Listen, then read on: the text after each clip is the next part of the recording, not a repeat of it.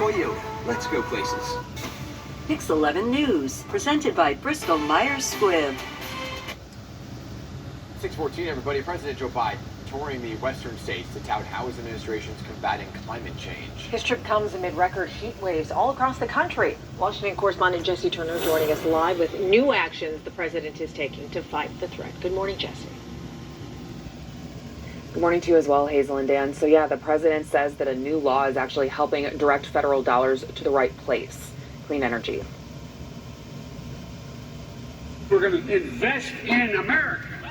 President Joe Biden is celebrating the Inflation Reduction Act out west this week, pointing to how the new law helps companies make major investments in green energy projects. Our plan is working. On Wednesday in New Mexico, the president said a wind tower manufacturing facility is expanding operations thanks to the law. We're now poised to be the leader in the wind industry.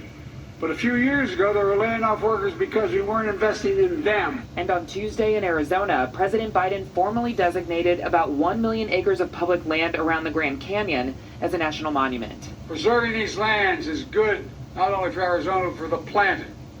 It's good for the economy. The move blocks new uranium mining in the area, which some say threatens water supplies. This administration has really gone to an extreme position on issues like climate change. Uranium is primarily used for nuclear power, which is considered a clean energy.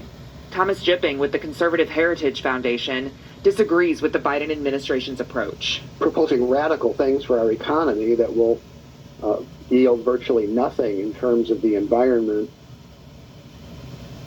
And Republicans in Congress who opposed the legislation argued that the clean energy incentives were actually tax giveaways for green companies. Live in Washington, I'm Jessi Turnure. Dan?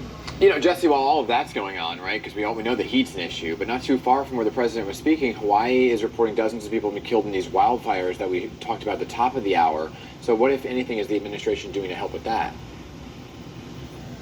The president did say yesterday that there really is this all-hands-on-deck approach from the administration from different agencies. And so, for example, you have the Coast Guard.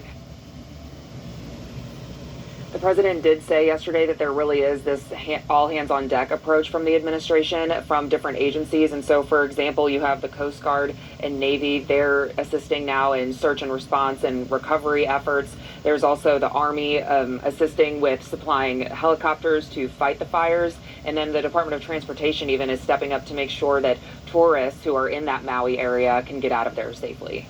All right, okay, Jessi, thank you so much. Appreciate it. 6:17, everybody, and 23-year-old Alan Todd and 25-year-old Zachary Shipman have been arrested